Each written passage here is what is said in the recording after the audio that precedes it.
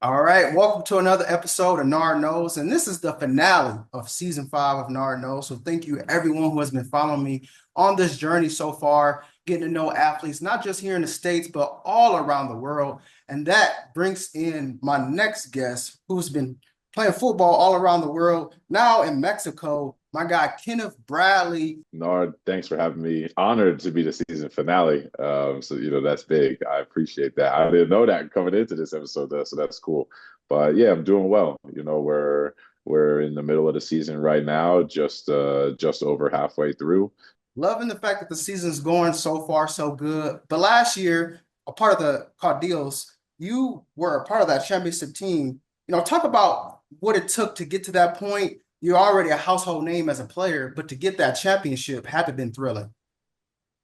Yeah, every athlete, well, in every athlete's goal should be to win, to be somewhere where you can win a championship. You know what I mean? And when I got that call from Coach Junior, Coach Landeros, before the season that they were trading for me, I was like, let's do it. Let's go win another championship. And that was the expectation as soon as I got here. That was just the attitude and the mindset, not just of the guys on the team, but of the whole organization. They really are an organization that pushes and values winning and as a team and things like that. So it was somewhere that I just fit into easily right away. And yeah, we had a great season last year. We had dogs all from offense, defense, special teams, guys making plays. So it was great to be a part of that. It's a little bit different when you're coming into a program that won the championship the year before, was undefeated. We went undefeated again. It's not that I didn't think I could do it, of course, but when you gotta go in and meet or match those expectations, that can be a little difficult for people sometimes. But they welcomed me in, and I think I fit in really well with our with our guys. What did you notice immediately from your previous teams that you took and realized, like, okay, these are some of the things that maybe my previous experiences didn't offer me? And then, like you said, meeting those expectations, what was that like for you mentally? Yeah, so over here, one of the first things I noticed was just the overall, like how well set up the organization is, how much they want to and value winning, and they do as much as they possibly can to make sure us as players only have to focus on football. You know what I mean? Um, you play in some other countries or some different organizations, and things are not always smooth sailing when it comes to your living or your food circumstances or how you're going to get around the city and your travel or your gym membership or pay being on time, little things like that. That when you're an athlete, you don't want to have to worry about those things. It's set, it's good. I know where I'm living. I know my check is hitting this day every week, every 2 weeks, whatever it is. I know they're giving us meals. I can go to the grocery store and get this, or I can go to these restaurants and get however many meals it is, based off of how the different teams and different places are set up. And I just got to worry about doing my job and playing football. Watch film, get in the gym, play ball, take care of my body. And those are some of the differences here on the Caldios that definitely I think keep the winning mindset and attitude. You grew up in New Jersey, but once you went overseas and football became a reality overseas, you actually took a step in your life where you grew up in Mexico. What is it like to actually, from the age that you took to go to Mexico to now, what was that growing up process like? Yeah, so my first 2 years after college, I played in Europe. And but even from that, that was a whole different experience than here in Mexico. Being here in Mexico, my first year was 2022. So I was like, what, 26, turning 27 at the time. So already, for lack of better words, a grown man. But, there's different stages and different things in life that we go through at different times. and being like a international veteran at that point, but going into a much higher competition league was definitely an adjustment. I had to just personally, I had to, continue to grow and mature, on my own, and to interact with people of a different culture. And, Mexico's our closest neighbor with Canada, when we grow up in the States. But um, I mean, there's a lot of stereotypes that get thrown around when you live in the States about people from Canada and people from Mexico.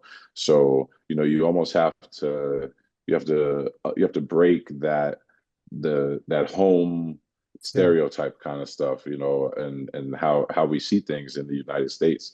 And when you get into a place and you're warm and open to the culture and how things are, I think it goes a lot smoother. So that's just what I tried to do, was just be open to how the culture is, how the people are, how they interact with each other.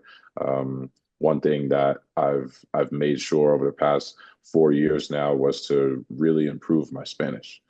I grew up, in a place where I, learned Spanish in school and, things like that. But when you in a country that they speak Spanish, you Mhm. know, you want to be able to, at least for the basics of travel and food and um, hopefully my girlfriend don't see this, but talking to girls, just living life in general. You know Yeah. what I mean? Keep it Yeah. real, Yeah. you want to be able to interact with those things. I still see some of the young guys, like, where if we go out to the club or whatever, they're pulling out their phone with the translator. And it's like, so some things you gotta, you gotta swallow your pride, and you gotta adapt and just be open to the culture and how people move in different places and how they interact. So yeah, I think that's the biggest thing, was just continuing to improve and use more Spanish while I've been here, because that's what they speak, and you got to be able to communicate. I have quite a few guests who played in the European League of Football, and their influence is one thing. But when you started off in Jersey and went through the high school and then went through your college, when and how did you realize that overseas was a reality, and then you knew that this was something that you could take it by storm? So the first time I had ever even heard of football being played in another country was through my family, actually. My uncle, he played at San Diego State. And then while he was at San Diego State, they had the Japan Bowl. So, I don't remember who exactly they played. It was, one of the other like West Coast teams, and he played in the Japan Bowl. He didn't tell me like too much about it. He just told me like, it's beautiful over there. The stadium was filled. The people love sports, and and then when I got to college, really when I got to college, um, I had to do a project in one of my sports marketing classes, on how we would improve a professional sports league in a different country. So I was like, well, I heard that they play pro football in Japan, so I'm gonna do that one. So I looked up the X League, and went through the teams and how it's set up, and made a whole presentation with my group on how we could improve the X League.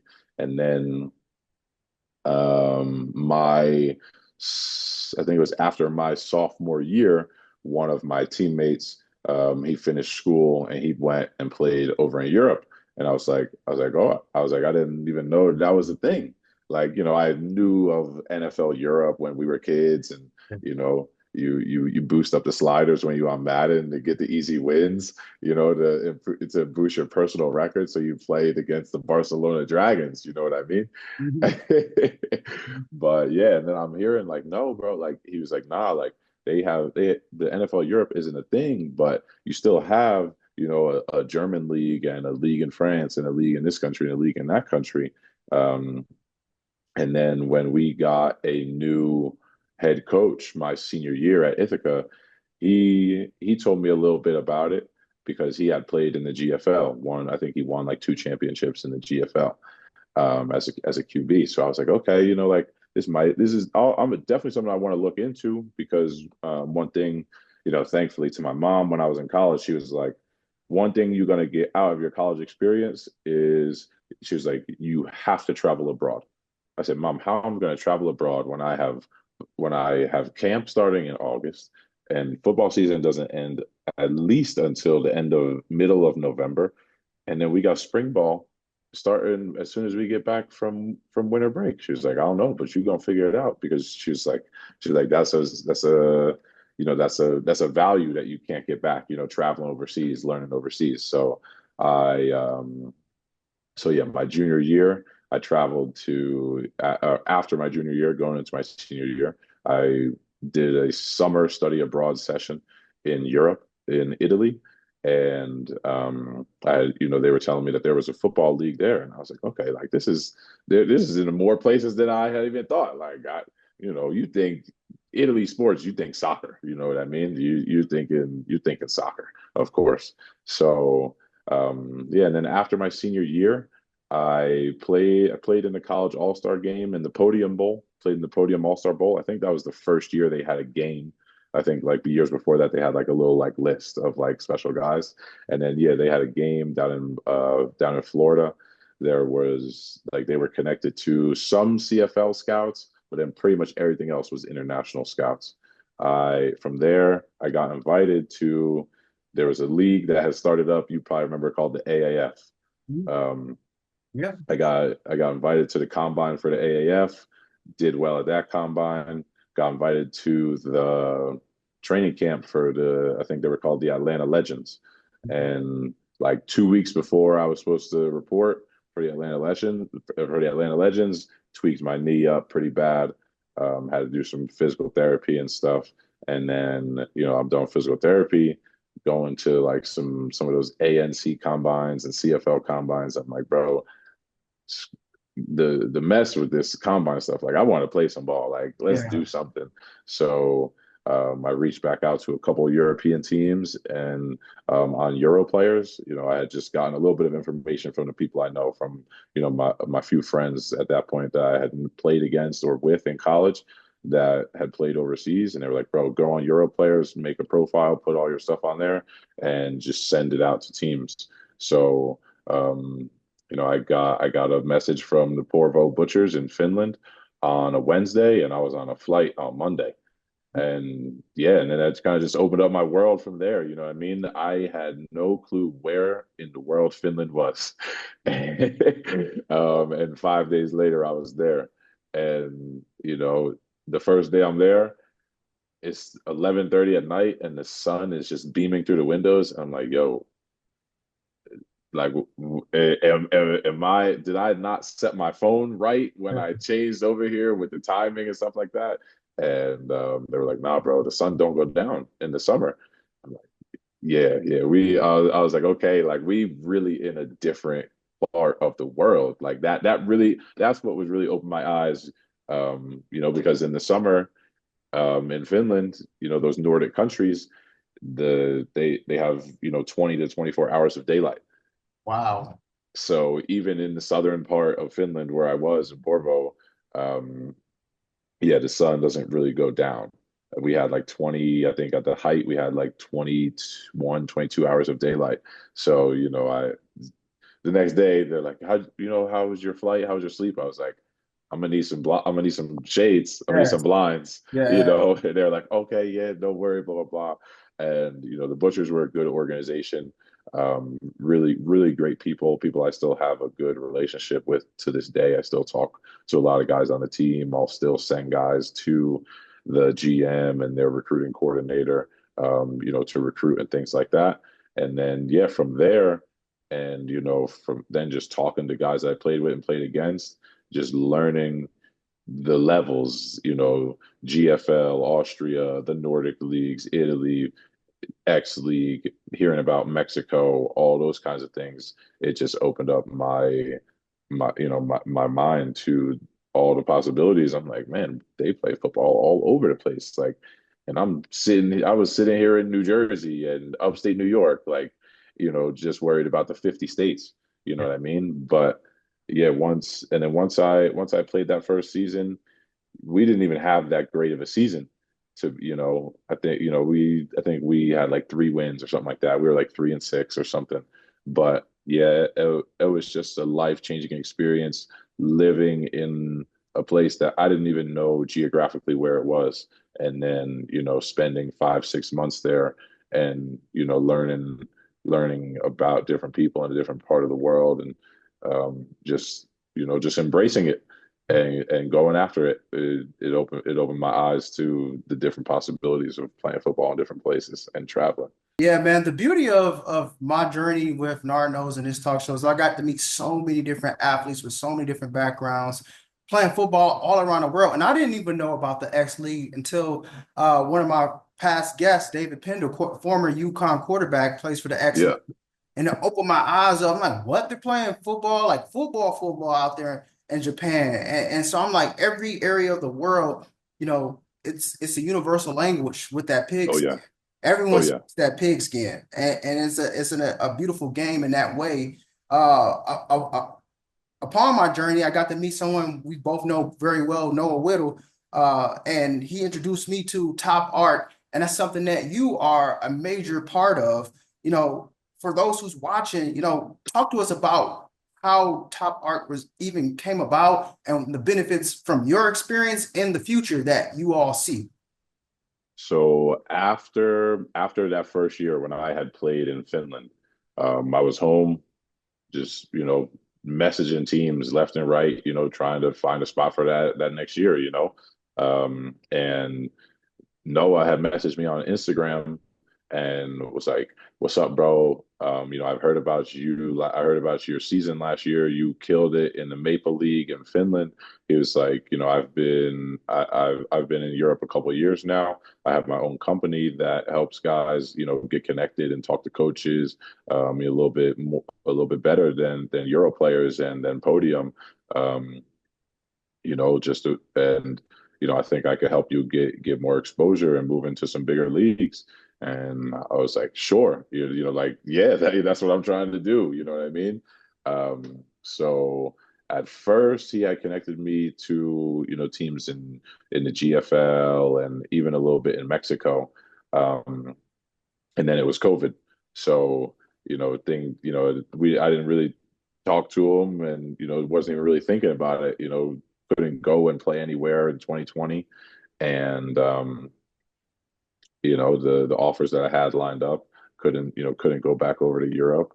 So I was just at home working, training, and then I had got hit up by a team in Denmark to come for the 2021 season, so went over there and played.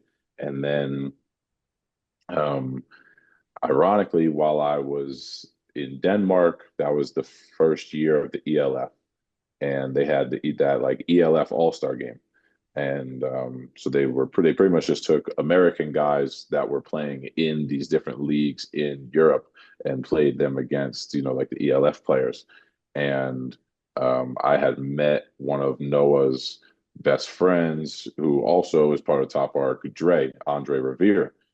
We played in that All Star game together. Noah and Dre had played together in Germany. So he was like, yeah, bro, like Noah. He was like, he can definitely help you get to Mexico, bro. Like, or a bet, he was like at least to the GFL. He was like, you should definitely at least be in the GFL. He's like, but he could definitely help you get to Mexico. We've got connections with multiple teams over there, and then that's what he did. So like while we were in Hamburg practicing for that All-Star game, Dre got on the phone and was like, yo, like, Kenny. He was like, Kenny Bradley, blah blah blah, you've talked to him before. He was like, yeah, I know him, bro. Like, he's good. I haven't spoke to him in a while, but he's a good player, and he's definitely somebody that I want to help with Top Arc. So then he got me connected onto the Tiquileros in Guadalajara in Mexico, and he went to that team. They offered both of us on that to be on that team. So then being on the same team as him, and getting to know him personally, we became really good friends. Real tight, like brothers now, and we've just been growing. We've just been growing Top Arc since then. Um, you know, we're doing a lot of stuff behind the scenes right now, but even the stuff that we do and just still out in front, still out in the open is really taken off since, what Noah had started back in 2018, 2019, with his own journey, so yeah, it's like the opening weekend of the LFA, we're looking at the whole list of guys that we helped get signed or, that work with us. And it was, 10, 11 guys, in one of the top international leagues in the world. We got, almost a dozen guys, and they're all playing against each other at the same time. So it's just really cool to see, like we are helping this game grow on the international scale.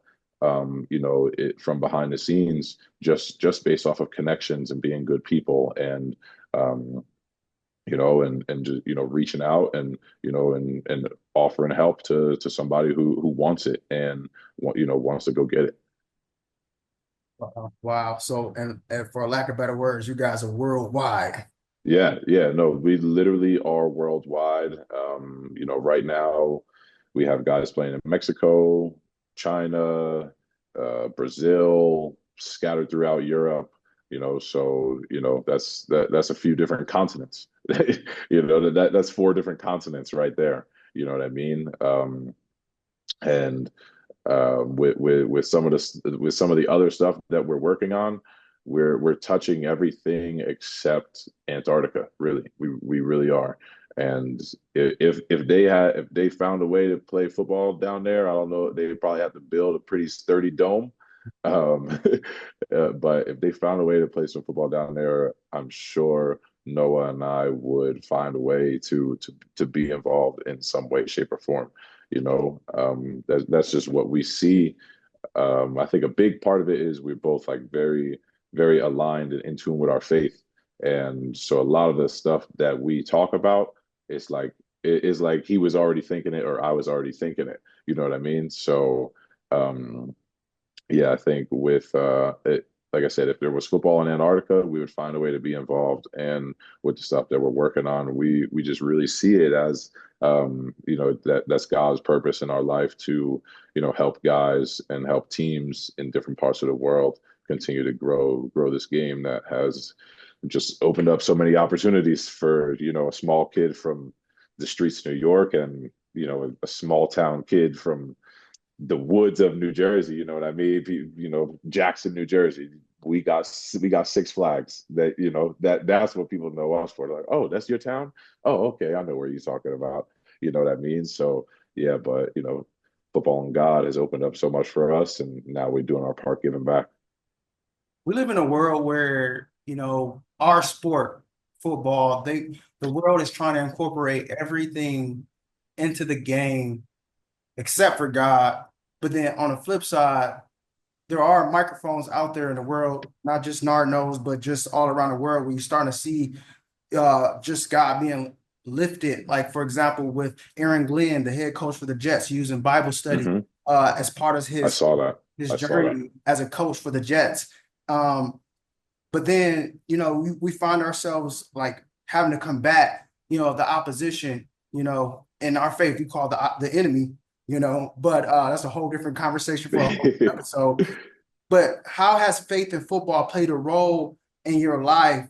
And like you said, open up opportunities in a sport, something as simple as a sport, but then also we find ourselves in real life forgetting just how impactful God is in our real life and that sport being a vehicle to fulfill that purpose for us, for people like us.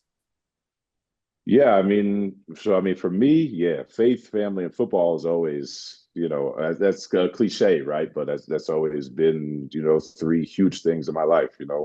Before I even started playing football, my dad is a coach. My dad was a high school football coach for longer than I've been alive. So, more than 30 years, and he got multiple state championship rings and, guys that I saw him coach go and play in, high D1 colleges and things like that. So I've always been around football and growing up in a family where, yeah, on Sunday when you're growing up, you might have a game, but we was always praying before the game, or have a little sermon or something like that. And your family is the ones that's supporting you the most. So yeah, those have always been big factors in my life. And I tell everybody, I was like, bro, I was learning X's and O's before I learned like how to read a book or anything in school. Mhm. So it was, I guess, for lack of a better word, it was always like my destiny to be involved in football. You know what I mean? Like, being in the film room in diapers, sitting on your dad's lap, you almost have no choice. But, when you start playing it and you grow to love it just because of the way the game is. Um, yeah, so I think they go hand in hand because like God, when you understand like your faith, right, you understand that the platform you're given is where you're supposed is you are still supposed to exalt your Lord and Savior as high as you best possibly can on that platform. So whatever your faith is that you believe in, you know what I mean? It's gonna come out on the field. You know what I mean? Just watching football or watching sports in general, you can see that selfish guy that just believes in himself. You can see the guy who's good doesn't have may not have a faith, but he's sometimes he's on, sometimes he's off. You know what I mean? You can see the you can see the guys with the strong faith, even if they're not outward about it, by when the adversity comes. So yeah, it's just that's the platform that we've been given. And all things are possible, through the Lord within. So, you wouldn't, to me, I wouldn't have these opportunities had it not been aligned that way. You know what I mean? Um, had, yes, I have good genetics from both sides of the family, but everything is God aligned. You know what I mean? There's people in my family who don't have the athletic genes. You know what I mean? Um, so when it comes to things like that, you realize how aligned they are, and you want to be in tune with that as much as possible. And it's just like I said, yeah, for me, it's just continuing to use that platform. And a lot of people will ask me like, Ken, you were really good. Like you had some NFL teams hit you up, you had some CFL teams hit you up. Like, do you think you could have played on a higher level, or are you upset that you didn't play on a higher level? And to me, the answer is always no, because I got to use an international platform of the game I've played since I was 6 years old to continue to spread the word and the love of God. There's a lot of guys in the NFL that they don't never get to travel nowhere because they have that obligation, but that's their platform, and this is the platform I've been given, and that's where I'm gonna continue to spread it. Man, beautifully said, man. And definitely got some good genetics. I seen that eighth grade graduation picture. You look like you was ready for junior year in college.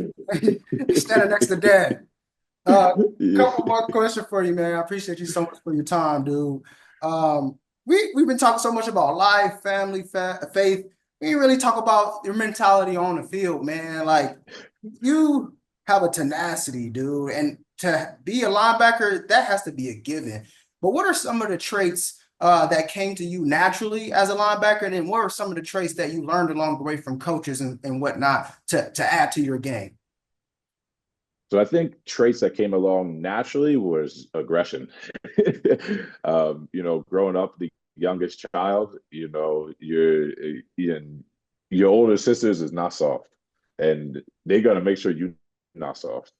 So, wanting to go back at my older sisters growing up, and my dad, hey, those are your sisters. You can't tackle your sisters. You can't tackle your sisters. You can't put them in a headlock. You can't do those things. Those are your sisters, but they are still allowed to pick on you because those are your sisters. So yeah, the aggression was something that was always there. I was a young boy with a lot of energy that just wanted to run around and hit things.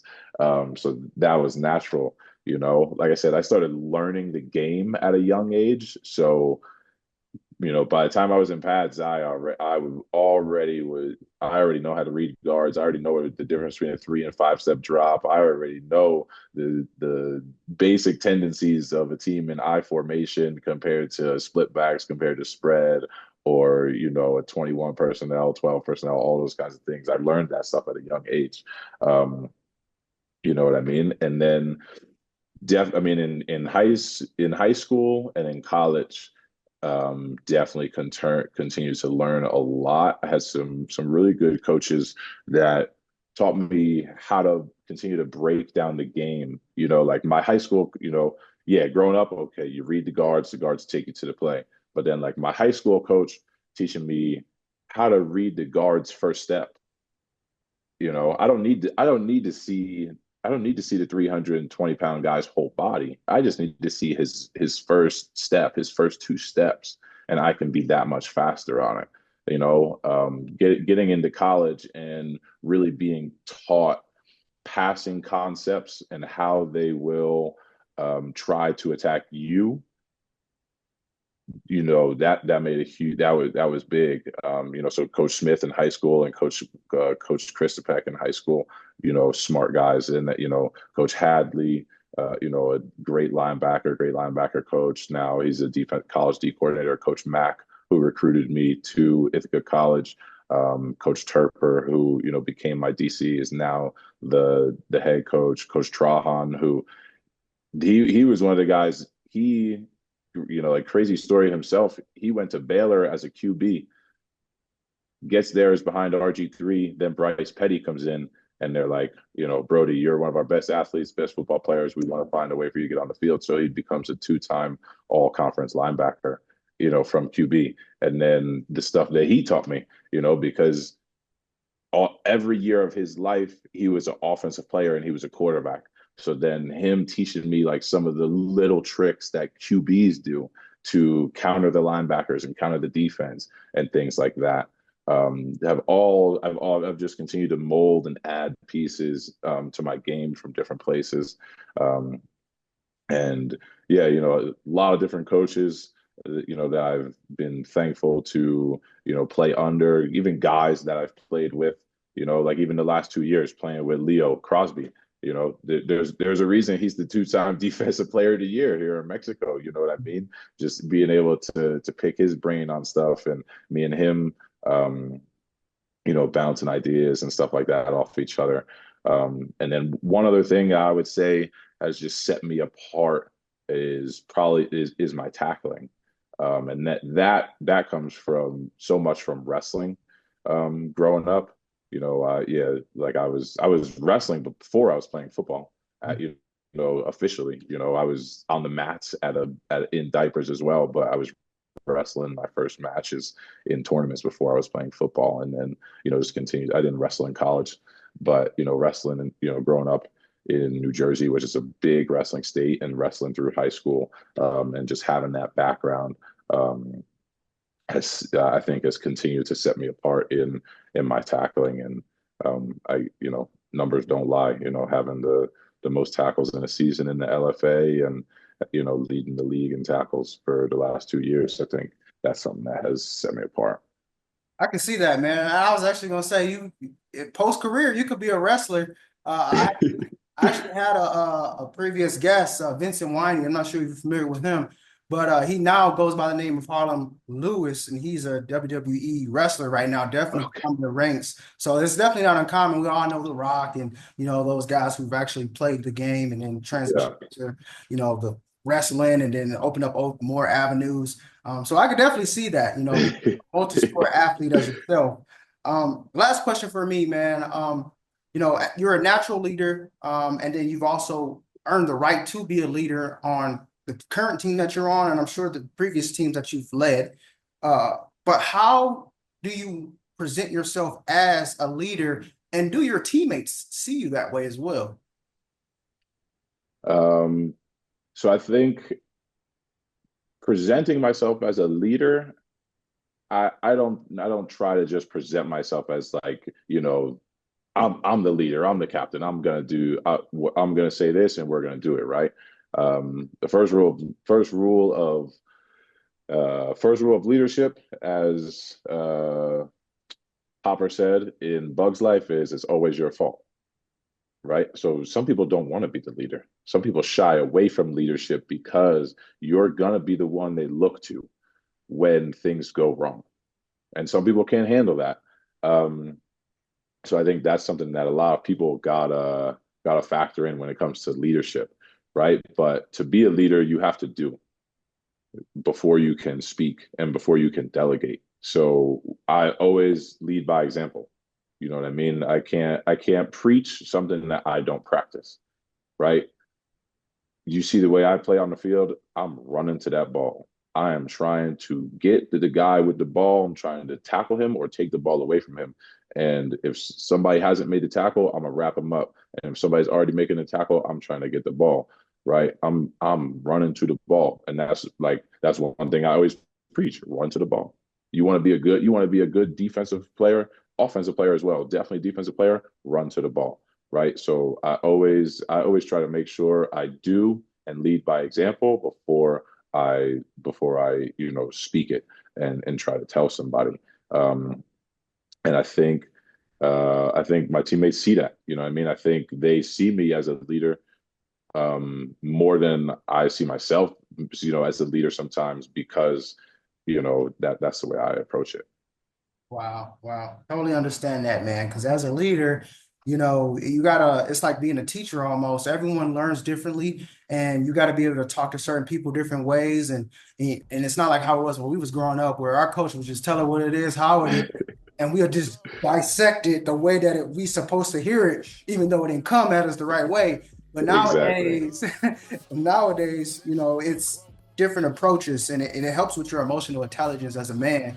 But nonetheless, man, I appreciate you so much for taking the time out. I'm glad we was finally able to make it happen, bro. I've been watching you from afar, and I'm glad that we were able to make this happen. And honestly, I already know that sky's the limit for you personally, on and off the field, as well as with Top Art. You got a fan and friend of me, man, and God bless you along the way. Amen. I appreciate you. Appreciate your time. Nard Knows.